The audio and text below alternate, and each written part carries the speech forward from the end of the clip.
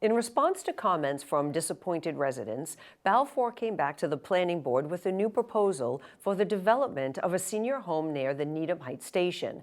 They would like to add 9 independent living units, but none designated as affordable. Is the community content with the compromise? Municipal producer Yushar Yuan brings us the report.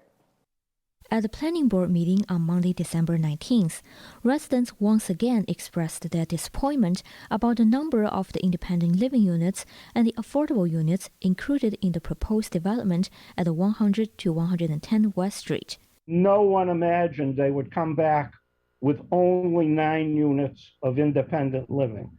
In 2021, the planning board greenlit the development of a senior living facility at that location, where there also used to be a senior home but has been vacant since 2018. The proposed renovation and expansion would accommodate 55 assisted living units, 28 memory care units, and 72 independent living units, including 9 affordable ones.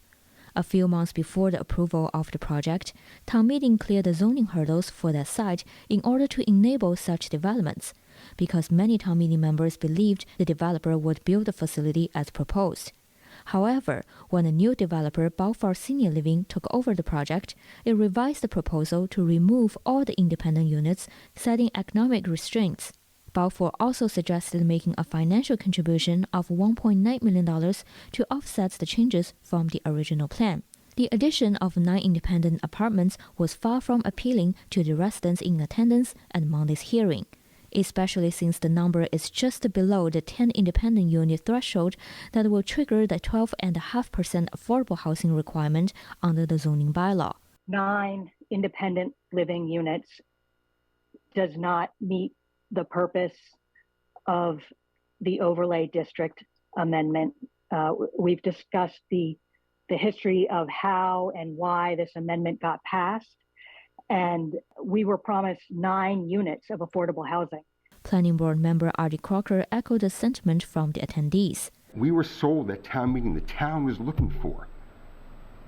This needs to be better than what it is, because the town was looking for that. The town needs independent living. The developer had stated their willingness to maintain the $1.9 million contribution. Planning Board Vice Chair Jim McKnight said she would like to have one of the 9 units be affordable, and suggested a proportionate reduction of the amount of compensation from the developer. I took the $1.9 million that's proposed to be paid to the town and divided it by 9, which was the number of affordable units, and that's $211,000.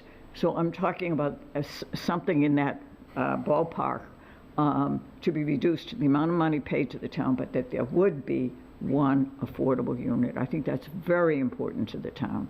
There was a discussion among the board members about whether it had the jurisdiction over the amount of the independent apartments in the application. I think we just have to, as a board, think very carefully about what the scope of our actual legal authority is under our bylaw and under the state statute that governs our practice. Board member Paul Alper said he believed the board has the authority to decide whether the application meets the purposes of the defined zoning area, which in this case means creating opportunities for housing primarily serving individuals 55 years old or older, including those who wish to live in independent apartments. The attorney of the developer, Evan Hilbert, said the inclusion of affordable units would make the project not economically sustainable and might force the developer to withdraw the application. Things have changed considerably in the 2 to 3 years since that project was permitted. Construction costs have gone up. Interest rates have gone up. A variety of reasons why a project like this, which becomes very expensive, at a point, it becomes no longer financially viable. And so, whether people choose to believe it or not, if the board were to say, you can't, 9's not enough. You got to have 25 and 5 affordable units or 6 affordable units. The result would be that the building just continues to sit empty. The board will continue the hearing on February 7th, 2023. For the News, I'm Yushar Yuan.